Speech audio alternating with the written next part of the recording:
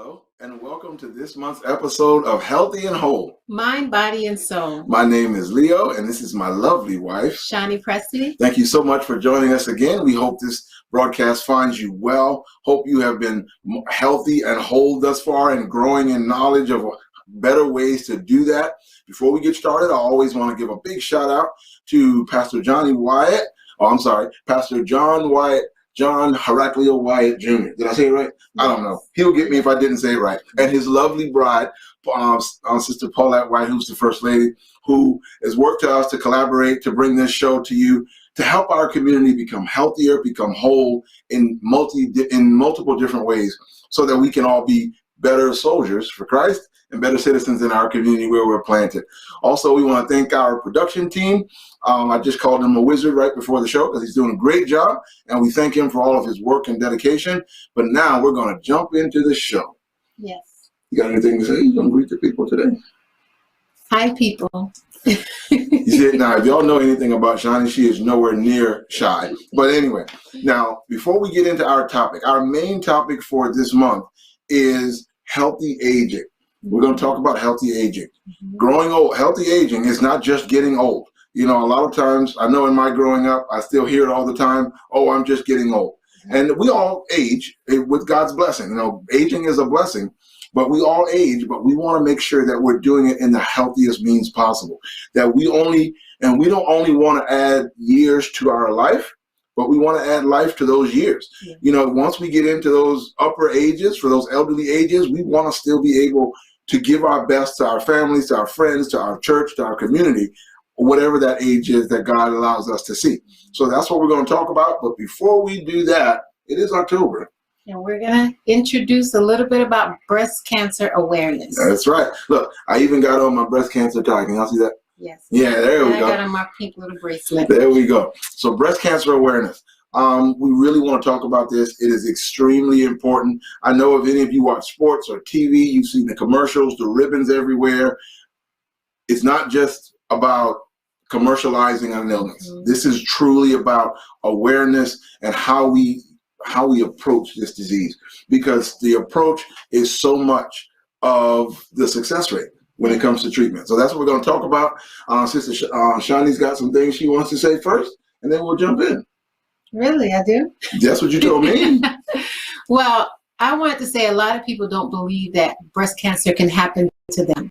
So we all need to understand breast cancer is not just for women, but men also can also have breast cancer. But we also need to get checked. And if you feel anything abnormal in your chest or in your armpit, something's leaking in your breast, you have to go get checked. Don't be afraid, because a lot of people would show this myth that don't be, shy away from the doctor. But they're the medical professionals. They'll know if something is really going on. And also a mammogram. I know you've heard about that, but we're going to discuss about that a little more later into the show. Yeah, that is so true. The whole underlying about breast cancer awareness is getting tested. I like the NFL's logo for this month, or their kind of catchphrase. It says a crucial catch, and it's about catching it early. So the survival rate for breast cancer goes up astronomically, exponentially when it is caught early, regardless of your family history, regardless of anything else. When it's caught early, the survival rate, the health rate after treatment goes way, way up. So it's so important that we get tested. Now, I want to interview Ms. Shani right now. What is a mammogram? Because I don't know. I've never had one. I've never had one either. And I'll be honest, the reason why I believe I didn't have one was because there wasn't a history in my family, and I didn't fit the age range. There's a certain age cutoff, just like men when they get their prostate cancer checked. There's a certain age that you have to go get tested. But a mammogram is a machine that you go into the doctor where they put a woman's breast inside of it, and they press it down. And that machine is basically like an X-ray. Right. And it kind of X-rays through the breast and see if there's any abnormalities in there. And if there are abnormalities in there, any lumps or a cyst or anything like that, the doctor will send it to get a biopsy. Am I correct? They will either biopsy or do some type of scans. Yep. Okay. Further diagnostic testing. And now I want to say something about this. Shani said that she hasn't had a mammogram because you don't have an immediate family history. Yes. Now, that is significant. Having an immediate family history, which means mother, sister, somebody really, really close. Not like a aunt 3 times removed, but immediate family history doubles the risk of getting breast cancer. Yes. But here's the thing. Only 15% of people that are newly diagnosed have that history. See, and that's the thing that bothers me about certain tests.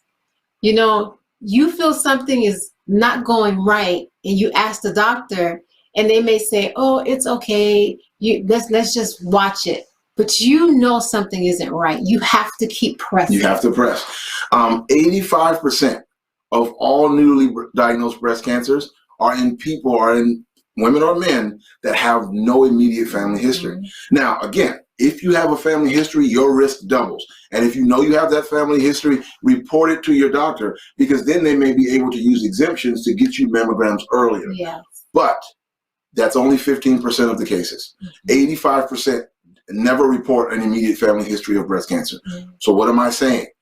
If you do your self-exams, if you do go to your doctor regularly, if things begin to change about your body, do not sit back and accept well enough. Check, whatever opportunity you get. It is so important. And if you don't know what a self-exam is, YouTube shows us everything. Right. And most time your doctors, women or men, they kind of show you how to touch around, what to feel for. Right. And if you feel those different things, to contact your nurse practitioner or your doctor and tell them, I felt this. And then they will feel it and tell you if it's something that needs to be concerned about. Very true. The whole point of this show is to make us more aware of our health, to make us more in tune with what's going on with our bodies so that we can intervene as soon as possible. And breast cancer is no different. Do these self-exams. Remember when we had Dr. Sandra Ray Gordon on back during Women's Health Month? Yeah. She was very adamant that getting to your doctor, talking to your doctor through telehealth, through whatever means you have, is very, very, very important. Now let's talk a little bit about the prevalence of breast cancer. In 2021, right now, 1 in 8 women will be diagnosed with breast cancer. 1 in 8. That's a high number. That's a high number. Now, men do get breast cancer, but that number is like 1 in 833. That's wow. So it's crazy rare in men, but it does happen. But women, 1 in 8 will be diagnosed. 1 in 8. Okay, that's a high number. So I'm not trying. You guys are 100 times more. 800 times more. Yeah, 800 times less likely. Yeah, but women, get checked. Pay attention. Do not just say, oh, I'll wait and see if it changes. I'll wait and see if it goes away. It is very, very important for you, for your family, and your loved ones to get checked early. Get checked often. As soon as you're eligible, do it every year. Make sure it's a part of your yearly exams. Check, and check again. The awareness, the early detection is the best cure. You know, now, of course, they have the chemo treatments and the radiation and the surgeries. I was just about to ask, what are the different treatments that are available if a person does have breast cancer? I mean, then that's a great question. Of course, with every other cancers, they can do chemotherapy or radiation to try to target the abnormal cells, to kill those cells so they don't invade healthy tissue. In extreme cases, they can go in and do surgery where they do a lumpectomy. They remove the lump. If there is lymph node involvement, they may remove the lymph nodes. In some cases, they may do what is known as a radical mastectomy, where they take the entire breast. But if it saves your life, it may be worth a thought. Yes. It may be worth the consideration. But in order to avoid the mastectomy, potentially, to give yourself the best chance, to avoid the extensive chemos and radiation, get checked often and early. Because if you catch it early, they can treat it early, and it's a lot better outcomes in most cases. So, breast cancer awareness. It is October. It's time to pay attention. And not just in October. All right, we wear the pink in October, but I know you see the ribbons on people's cars who are survivors and that sort of thing. Every day, pay attention and make sure you get checked and don't ignore what's going on. Well, let me ask this question as well, a follow-up. When a person sometimes it's scary. Yes. You know, a lot of times when just people in general, if we don't say it, it doesn't exist. Right. If we don't say it, it might just go away. How do we help ourselves mentally get past that challenge, that wall, that block? It's very, very difficult. As you know, some of you may know, I know Shani knows this. Mm-hmm. At the end of last year, I had a different type of cancer scare. Yeah. And just with me knowing symptoms, just knowing that, it brings a level of fear. But I have to say, for me, that's where I started to rely on my faith. Because when I got to that point, I began to have to trust God to say, okay, God, if this is what this is, you've brought me to this point, and I will trust that you've made treatments available to me. You know, the doctors are God's tools. Yes. They're God's tools for us. Okay? All of this knowledge that has increased, it's not just evil stuff. Mm-hmm. God has given us access. The vast majority of us have access to some type of healthcare and intervention. Yeah. So even when you start to have these weird symptoms, when you start to feel things that are abnormal, yes, it's fearful. Mm-hmm. But that's where the Bible tells us to be of good courage. Yeah. Courage is not the absence of fear. It's the ability to move forward in the face of it. So God gives us courage. He doesn't tell us, you know, that you'll never feel fear, mm-hmm. but take courage and move forward because I got you. Mm-hmm. And he'll lead, hopefully with prayers of the saints and your family, you get to the right doctor, they catch it early, you come to the right treatment, and now we've got a praise report. See, the great thing about that is you within yourself decided, I'm not going to hold this in my box. Right. I'm going to share it. Yeah, right, and I'm going to share it with people I trust. Very true. And then go to the next level and find a doctor that can help me understand what's going on with me. Mm-hmm. That's the difference between a lot of people. They're afraid to give that information because they feel like there's something wrong with them. Right, right. You know? And it's not. I mean, I'll tell you like this. One of the biggest discrepancies, or what's the word I'm looking for? Oh, gosh. We'll stick with that word. One of the biggest discrepancies is that Black women are multiple times more likely to die of breast cancer than other races. Mm-hmm. But as to my knowledge, there's been no direct genetic link to support that. Mm-hmm. So, you know, so now I didn't say to contract breast cancer or be diagnosed. It said to die from. Yeah. That's us not wanting, being secretive, being fearful, not trust, and we have reasons not to trust the medical system. Yes. But listen, you've got two choices in this matter. If something's going on, you could either go get it checked out and hopefully get treated and be better, or you can let it take its natural course. And breast cancer is not something you want to take its natural course. Any cancer. Any cancer. It's going, the vast majority of time, without God's divine intervention, it's going to end your life. Mm-hmm. So I know it's scary. I know there may be some cultural boundaries or ill feelings toward the medical biases. That's the word. Thank you. There may be some cultural stuff there, but we've got to rise above those things and take care of ourselves because we want to be here to sustain our culture, to propitiate, you know, to give our culture to our next generations and pass it on. Yeah. We want to be able to do that. So now we have to make sure, especially with breast cancers and any kind of cancers, that we go get checked early. That's right. All right. So breast cancer awareness, go get checked. It's a crucial catch, as the NFL says. I'm not stepping on any trademarks, NFL. I'm just repeating what you said. Don't send the feds to my house. Yes. Breast cancer, women coming from a woman, please go get checked. You don't have to tell anybody. Find you a doctor and let them know what's going on and allow them to diagnose, to find whatever it is. Because it may just be nothing, but we don't want to risk that it is something and you didn't take the opportunity to check yourself. Very true. Very true. All right. Let's get into healthy aging. Healthy aging, not just getting old. I feel a little bit of this today. Yeah, that segment on breast cancer was really that's intense. That's heavy. It is. But now we're going to talk about healthy aging. Yes. Another cultural thing with us is we just tend to get old. We just kind of let age happen to us. That's just not just us culturally. That's everybody. That's everybody. Yeah. Well, I didn't mean us as African Americans. I mean culturally American. Yeah. You know, we respect our elders, But we just think when you become an elder, then you're supposed to get sick. You're supposed to be sick. And your abilities frail. are supposed to be, you're supposed to be very frail. Your abilities are supposed to wear away. And there will be some of that. That's a part of aging that we'll get into. But there's a way to age at a more healthy rate. Yes. There's a way to do that, to maintain more of your healthy output and more of your healthy activities when you are aging. Yes. So let's talk about healthy aging. Okay, there's different age range. So we're going to start from young adults to senior. So young adults, in the numbers and when we did our research, the age range is from 18 to 39. And middle age is from 40 to 55. And seniors are from 56 and up.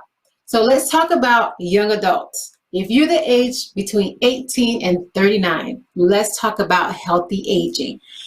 Most people at 18 to 29 or 30, they don't consider aging because they don't feel like they're aging. That's true. They don't feel like they're aging. Even younger, our kids will say, Mom, you was born in the 1900s? Yeah, I know. They make us sound so ancient. You were born in the late 1900s. I said, if you say that again, you're going to sleep outside. That's ridiculous. But, and it's or the TikTok thing we saw where the lady was getting ready to pull her ID out. And he said, oh, it's fine. I can see the one from here. So then the person's legal to buy whatever she was buying. I was like, oh, my Lord, what has happened? But 18 to 29, sometimes 18 to 33-ish, people don't feel like their body is aging. Yeah. But that's why it's important to pay attention to the health habits that you reinforce at those ages. Right. If you reinforce bad health habits, even though you feel good, and the biggest thing about aging, let me say this, aging is defined as changes that happen to our physiology, to our function, to our culture, and to our psychology as we grow older. Yes. Okay? So these are biological changes that happen in our body. So when they say age is nothing but a number. That's not true. Okay. I know Aaliyah had a really good song, and that is why R. Kelly is in the situation he's in right now. Well, that's another show. Else. Sorry, that's another show. But age is more than a number. Let me get a little bit more nerdy on you right now, okay? Have at it. Our DNA is made up of chromosomes, all right? If you ever look, you see that thing looks like an X, and it's our DNA. You have the two chromosomes, the centromere that holds it together, and then on the end of each, there's four kind of ends of the chromosomes. There are these caps called telomeres, Telomeres, telomeres. They're like protective caps for our DNA. Okay. Studies have been done to say that the younger you are, the more robust those telomeres are. Okay. So as those telomeres are very robust, they have a great protective factor for your DNA. If your DNA is well protected, your cells replicate and divide very well. Your body has a lot of reserve capacity. Your body can bounce back. Your body's developing. It's growing. But now, and research has also shown, though, as we age, those telomeres slowly begin to wear away. As those protective caps wear away, so does the protective mechanism, some of the protective mechanisms for our DNA. And this is, now it's not 100% that, but this has been shown to have a high correlation to the physiologic changes we see with aging. Okay? So age is more than a number. Age is a biological process. Nothing stays the same except God. That's right. Mountains age, they erode. I was watching this thing, and again, hear me being nerdy. We were looking at the Pacific Islands, these videos of how Pacific Islands are made. Of course, we know the volcanoes come up from the mountain, the ocean floor, build on the island.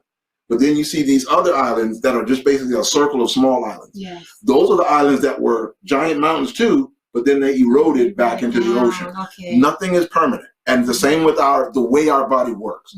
But this is the thing. Just because our body works differently doesn't mean it can't be healthy. Yes. At its peak, at its particular age. At its fullest potential at that particular age. Yes. So, no, I will not be what I was at 22.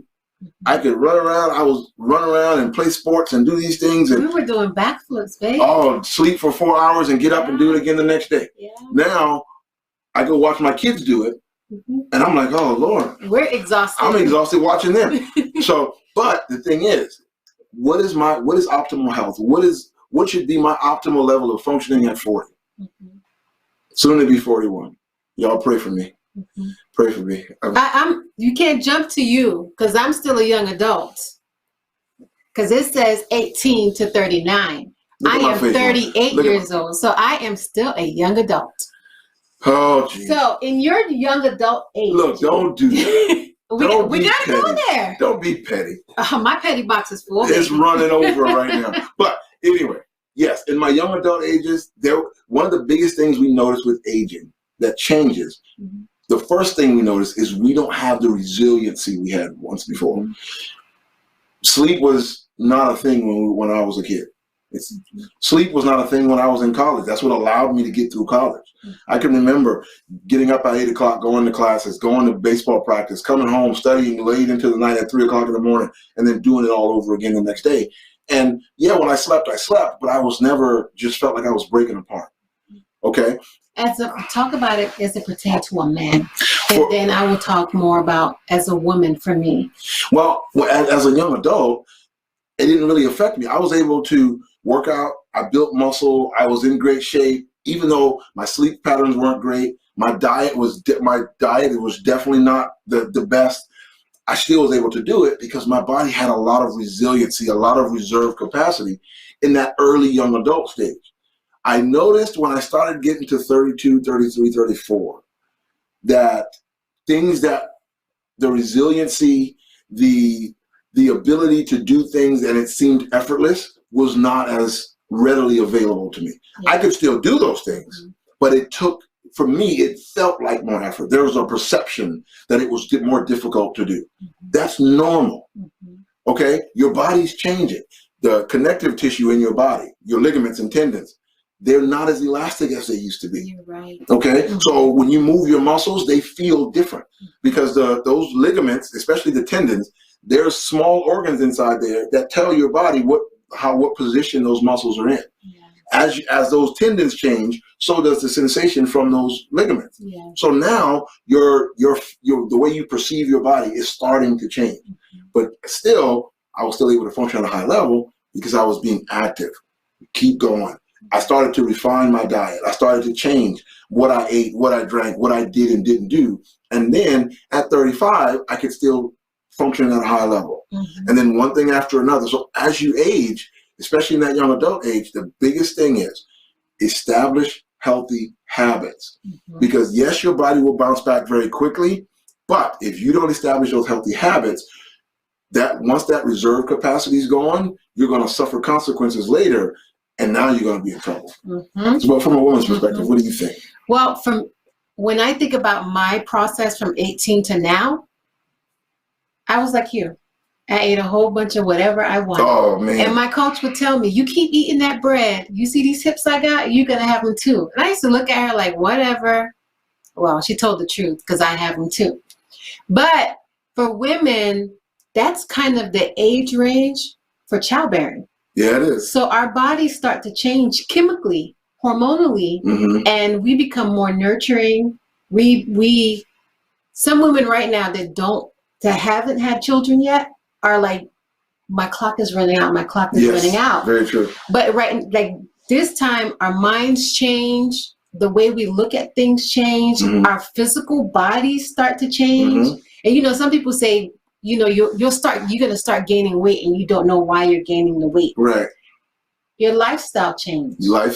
So when your lifestyle change, your body develops differently. Yes. And like you just said, I had to purposely eat a certain way, go to sleep at a certain time. Yes.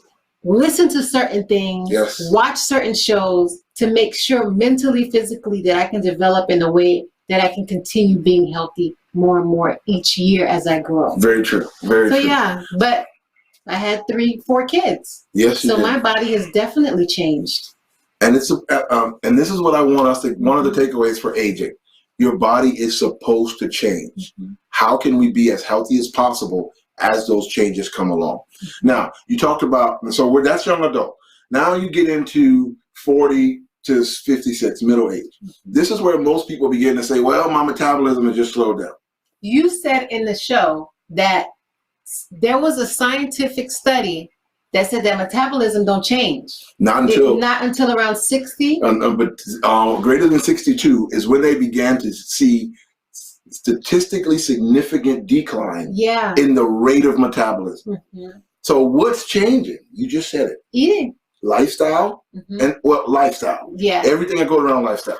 Because now when you're 18 to 20, most people are still in their somewhat carefree stage. They're exploring, they're living life. They're doing what they want to do. You're grabbing whatever you can eat. Right. But your stress levels are relatively low for most people. That's right. Then when you get into 30s, maybe most of us have, been married or beginning to start a career. Now you start to accumulate stress. But you deal with it because, again, you've got that reserve. You can kind of go. You're climbing the corporate ladder. You're building a family. You're working in the church. But you've got that reserve. As you begin to age out into that middle age and those physiologic changes start to decrease that reserve and that stress level continues to elevate, rise, now those lifestyle changes begin to really affect your health. Prolonged or chronic stress is second, I think, to cancer as the thing that is the most common risk factor for death. This is because our life is so complicated, so full, that when we negated sleep when we were young, trying, in school and college and partying and whatever we were doing. We started to negate sleep in our late young adult ages because we were building a family, building a career, blah, blah, blah. Now we're to 40 and we've done that to our body so long that our body's suffering now. When we're stressed, there are a lot of stress hormones. One of the main ones being cortisol. Cortisol, when it's high, causes your body to retain fat, especially visceral fat over your organs. High levels of visceral fat is known as one of the highest risk factors for diabetes, for hypertension, for high blood pressure, and even for some types of cancer. All of this is linked back to a lifestyle. Okay? So what am I trying to say? The way you manage your lifestyle will affect how healthy you can be when you age. Being able to prioritize rest.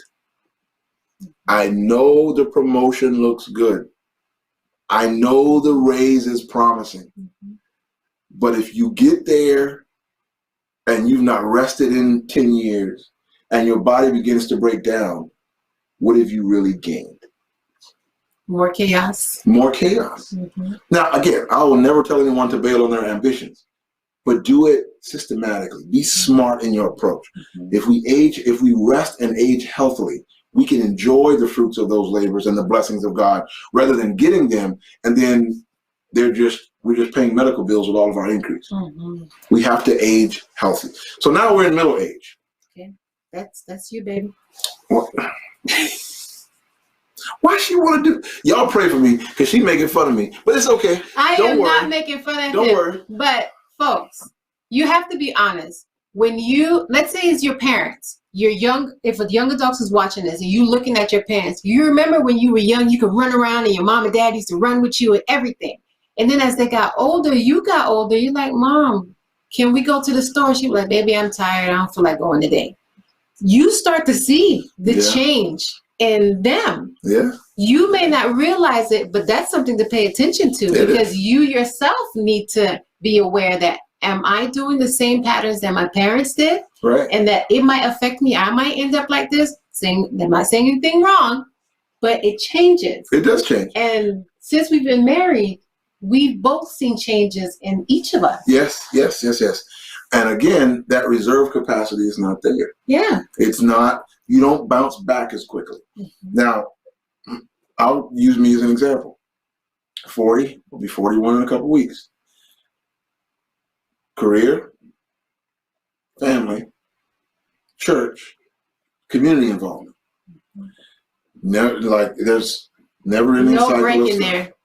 And my personality is to meet every need that I see, whether it be in my wife, with my kids, on my job for those who are my direct reports, whether it be in the community. But guess what happens? That gets exhausting. And energy is not infinite. So then, at some point, your body's going to say, that's enough. So what is the key? You have to prioritize energy expenditure.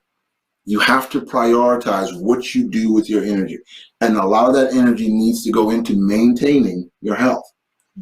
It needs to go into taking time to exercise, which I haven't done enough of in the last year. Me being in healthcare, the last 20 months have not afforded me any time luxury. Any. Shani will tell you that my phone will go off with work-related text messages all hours of the night. There were times where I was sitting down and relaxed to watch a football game with you. My phone went off. I mean, literally, I had just hit the seat. Yeah. My phone went off. I had to get up, get dressed, go back to work because I was on call for COVID stuff. Okay? It becomes aggravating as a partner. The things that you're used to, you have to allow the breadwinner, he's our breadwinner, to handle his job, but you can see that it's starting to tear down his body. Right. So what do we have to do? This is one thing that I've learned to do. I've learned to practice intentional mindfulness moments throughout my day. Yeah, you told me about that. I will take 5 minutes and put on relaxing music, put on some noise canceling headphones, and maybe do a guided meditation, maybe just do some deep breathing, but allow yourself to decompress. Just allow yourself to decompress. Because if you don't, again, those stress levels just build and build and build and build. And you won't, sometimes I know for me, I don't feel it until Shani says until I hit the wall. And then my body. I try to do those things, but I just can't. Yeah, well, I mean, I can but for me, I have to because it's the only mental space I have. I've also had to adjust my diet. When I was a young adult, the only thing I drank was soft drinks. I didn't drink water ever. When I say ever, I mean ever. The alternative was sweet tea. Yes, that was my alternative. Or juice. I never, ever, ever, ever drank water. I always drank soft drinks. Well, now I know I can't do that. My body doesn't clear those things as well. My blood sugars don't respond as well. I'm not as freely active as I want to be because taking on the role I have at work, my job is more sedentary now. So I don't have the level of activity to burn off those extra calories the way I did. So now I have to adjust. Another thing I've had to do, I've had to make regular yearly visits to my doctor for my physicals a normal thing. I do. Because if you're not in tune with the changes, you don't know which adjustments you need to make to adapt to those changes. Right. So in middle age, it's not that, okay, this is just who I am, I'm going to deal with it. What is changing about my body? In conjunction with your doctor, what may be causing these changes from a physiologic perspective? Hormone levels, activity levels, underlying potential disease processes, what's going on? Okay, so now that I figured that out, we're in conjunction with your doctor, how do I offset or address these to maintain my optimal level of health at this age? And that's where you go from there.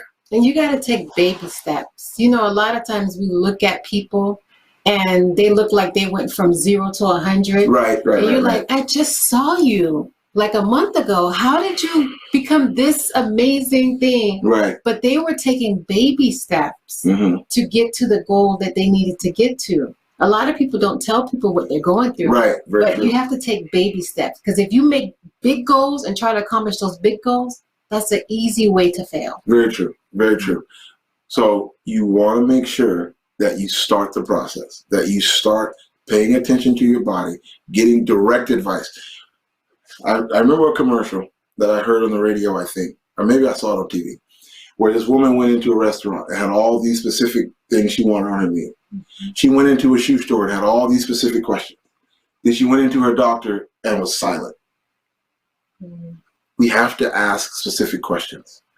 Doc, this year since my last physical, I've noticed that X, Y, and Z has changed. What may be going on? What do we need to look at to address it?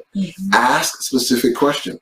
Aging. But now, when you do that, whatever advice you get, follow through. See, I was watching something where this person went to the doctor and the doctor was like, you could lose about 10 pounds, 20 pounds, 30 pounds, 40 pounds.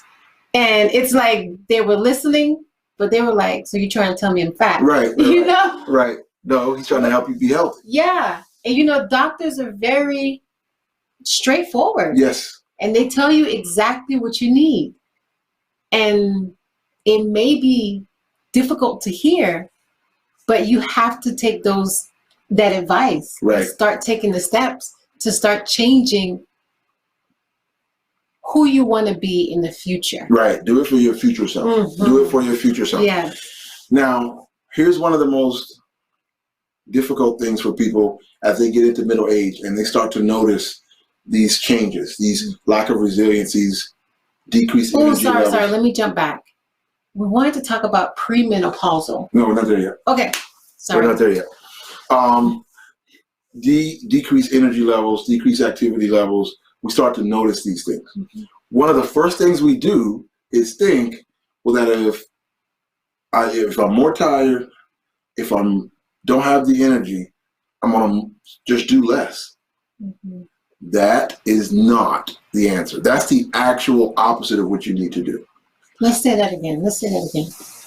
When you get into middle age and you begin to see that your resiliency to bounce back from hard days, your energy level to go through a complete day, maybe the lingering pains that didn't exist or stay around as long when you were younger, Mm-hmm. when you start to see those things, a lot of people's solution is to just do less to kind of soften the blow. I understand. That's not the answer. That's the opposite. Mm-hmm. Movement is medicine. Mm-hmm.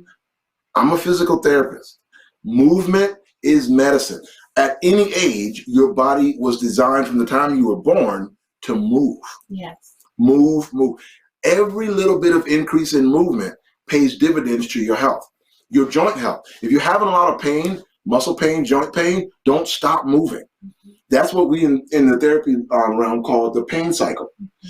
It hurts. I'm going to stop moving it. Therefore, those tissues get shorter, more restricted. Yeah. So now I have more pain. So then I move less. Mm-hmm. And now I'm just in this cycle where I'm getting more pain and less movement. Yeah. So now, because I'm moving less, weight changes, blood sugar changes, Yeah. heart changes, inflammation. Yeah. Movement is medicine. You have to take every opportunity you have to move. I And have look, to agree with that. it doesn't have to be difficult. Like something like this. Like my shoulder was just a little bit hurt and I started going like this and it just kind of started to relieve itself. Exactly. It could be simple things. Mm-hmm. Taking the stairs once a day rather than the elevator. Mm-hmm. If there's near you, and I know this may be more difficult with COVID, but if there's aquatic center nearby and you can do water aerobics. Yeah. That is the best thing for people who are having a lot of pain. Because of the buoyancy of the water, it takes away that pain, but you still get that resistance and movement. It gets the weight. It challenges your heart. It challenges your muscles. Mm-hmm. Move. Yeah. Find low impact exercises. There's so many low impact exercises now. You can stream to your phone or your TV. Yeah. And they're 10 minutes, 12 minutes a day. Low impact, Movement is medicine. Even if it's 1 minute. Even if it's 1 minute. If it's 1 minute more than normal, that's going to help you. Yes. Always keep moving. Mm-hmm. Now, dietary changes. Okay. As we begin to age, our metabolism stays the same, but what our body tolerates may be different. Yes. So when you notice, I can't eat the whole pizza without the reflux or the nausea or the headache, then guess what? Don't eat the whole pizza. Yeah. Don't eat the whole pizza. Same thing with milk, without the bloating. Well, yeah, if you notice that something that you used to eat and enjoy is now having an adverse effect on you, that's something you have to change. That's what I've been seeing this a lot this past year, is that a lot of people are seeing doctors about food allergies. Yes. That when the doctor gives them the test and they've removed certain foods from their diets, their body responds in a way that it increases their beautiful skin glow. You're right. It increases the way they move, their moods, their mind, Yes. their hormonal stuff. And we always say you are what you eat. Yeah. Even if your diet's not horrible, but your body is now reacting to something differently. Yeah. That thing that you're eating that may be healthy may be causing inflammation or holding you back. Yeah. My mother, for example, seafood is a very healthy food, Mm-hmm. but around her 40s, Yeah. she developed a severe seafood allergy. Mm-hmm. So she had to give that up. Like, it's to the place now where we can't even go out to seafood restaurants. No. because if her food comes in contact with the grease from seafood, it gives her an allergy. Sometimes it may not be as severe as an allergy or an anaphylaxis, but it may be, again, you notice when I eat this particular food, I feel sluggish for the next couple of days. Yeah. When I eat this particular food, I feel heavy, I feel bloated, I feel less focused. You have to make sure. Like a brain fog. Yeah, you're in a fog. Your body's telling you, I'm not dealing with that well. But why is that? Why do you think that is? I don't know. As we age, our gut changes. I'm not talking about gut as in big stomach. I'm talking about our intestinal, bacteria stuff inside of it. Our gastrointestinal tract. The bacteria changes. The efficiency of your system changes. All of those things. The hormones that regulate the digestive juices change. So as those things change, your tolerance for different food change. But that's probably also what you said from the 18 to whatever age. What you've been putting in there all those years has changed the way your body makeup works. Exactly. So now all those things are changing and your body's responding differently. Now you have to adjust accordingly. You have to adjust. Healthy aging is about adjusting to the changes that come inevitably with aging. That's what healthy aging is. So you may ask, what are some healthy foods for aging? Well, one of the things that I'm not a big fan of, but is very, very, very, very highly recommended for healthy aging. Dark and extra dark chocolate. I'm not a fan. No. I'm a milk chocolate person myself. I told y'all when I was young, I ate sweets all the time. I don't like chocolate too much. I don't like dark chocolate or extra dark chocolate at all. It's like punishment. I'm sorry. It's bitter. It's supposed to be sweet. But dark chocolate, extra dark chocolate is very high in antioxidants and flavonoids. Why is that important? Antioxidants, and you'll hear this term over and over. I'm sure you may hear it in commercials and that sort of thing. Antioxidants play a special role in protecting your cells from damage. Anti meaning against, oxidant meaning oxidation. Here goes the nerd again. Ah, you about to make me have to go get dark chocolate. When oxidation happens, your cells are damaged. Okay, they don't work as effectively. It actually may even lead to cell death. Antioxidants protect those cells from that oxidative damage, which again makes them metabolize better, they function better, and whatever they are tasked to do, they do it in concert better for everything else. Why don't they just say this when you're in the store? Because you see all this stuff that says antioxidant this, that. Because they want you to come and watch Healthy and Whole, so we can tell you. That's why. Y'all like how I plugged the show? Yeah, that was good. That was good. Because now that I know, I didn't even realize that's why that was that important. Right. Antioxidants are very important. Now that I know. And flavonoids are particularly helpful in protecting brain tissue. So remember we talked about those moods, that fog, that inability to focus. Flavonoids have been found to have a highly protective on your brain cells, highly protective mechanism or impact on your brain cells, which helps you maintain mental clarity, focus, all those sorts of things. Wow. So extra dark and dark chocolate has some protective benefits. One of the premier nutritional doctors in the country, in the health food industry, one of his biggest things is eat dark chocolate every day after dinner. Okay. I'm not. Y'all pray for me. We're gonna eat that, you guys. Oh, I don't like it. Eat that. Just like the last show, we was talking about the serving spoon. The serving spoon. That has worked. We're gonna talk about that. That has worked. Go ahead. Now, another good food is, of course, everybody knows this: leafy greens. Leafy greens are high in folate or folic acid. You remember when you were carrying the kids? You got children. They tell you want to give them things high in folic acid. It's good for brain development. Well, folate does the same thing for us. Again, it nourishes our brain, helps protect those brain tissues, helps them function well. Now, let's talk about the leafy greens and how we prepare the leafy greens. Don't add all of the salt and the ham hocks and the neck bones and the bacon. But the neck bone, what's wrong with the neck bone though? Because it adds grease. So now everything you eat has grease in it. But so don't add it. Okay. It tastes good. I get it. Listen. I like the turkey one. There's nothing better tasting than some down-home southern collard greens. You're right about that. They're delicious. With a little bit of hot sauce. Oh my goodness. Yeah. But now you've taken one of the healthiest leafy greens and made it a heart attack special. So your brain might be healthy, your heart just might die early. So we want to maintain, and then when you boil them and soak them so long, you boil out all of the good stuff.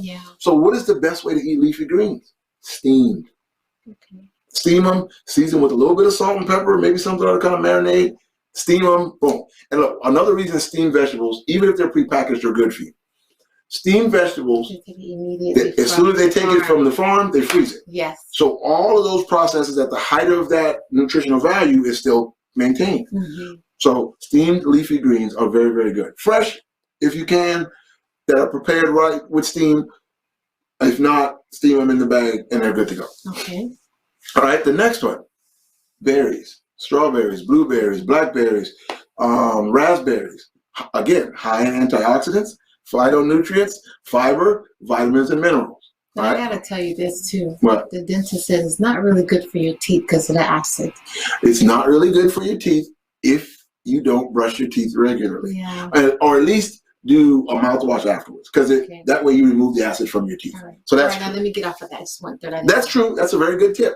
But the antioxidants we've talked about, phytonutrients are nutrients that your body can use to help build other or run other functions.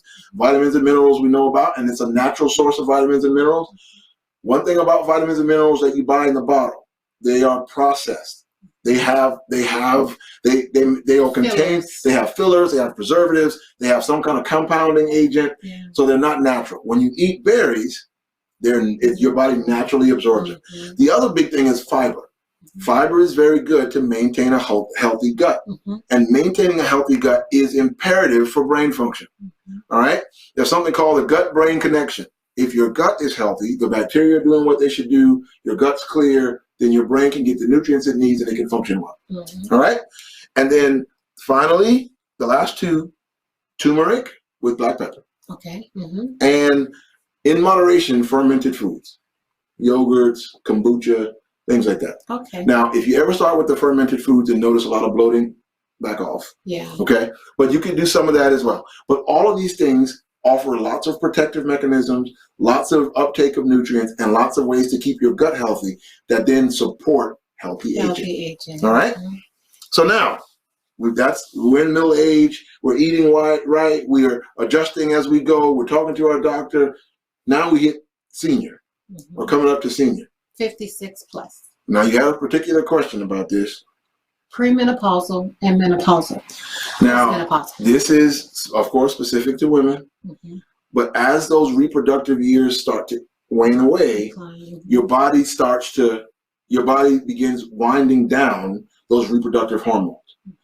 Those hormones have been there from the time you were born at a particular level, rising, falling a little, but, typically staying in that same state, average. When they start to decline dramatically, hormones tells our bodies what to do. They are the signal messengers. They are the chemical messengers of the body. So when those hormones go away, your body begins to do different things. It responds differently.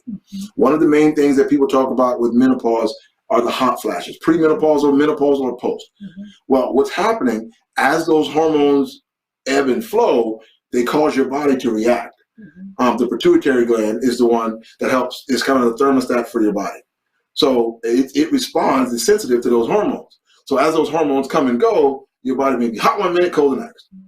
Well, that's a menopausal thing. Your bone density begins to change. Hormones regulate what we call the osteo cycle. Your body is always remodeling bone throughout your life. You have new bone cells that are coming in and maturing and becoming the bone, old bone cells that are dying and coming away. Okay? As we age, the production edge of that slows down, but the dying edge of that remains the same. So now, and then that can be accelerated because of that hormonal changes associated with menopause. So bone density becomes an issue. This is why osteoporosis is so prevalent in women. It's because as those hormonal changes happen, it accelerates or impacts that bone loss because of the hormonal change. So what can we do to help that? Movement. our bones, that cycle. Because it tells you that you're moving, so I need to get stronger. I need to be strong for support. Yes. Your body responds to the stresses you place on it. Mm-hmm. So resistance movement, weight-bearing movement, walking, standing, those sorts of things, it signals to your body that bone needs to maintain its highest level of density. Okay. So weight-bearing, not just weightlifting. Now, if you can do weightlifting safely, that's great. But if you just do walking, things that are causing your body to bear weight, putting weight through your bones, it tells your body to continue making those bone cells. Okay?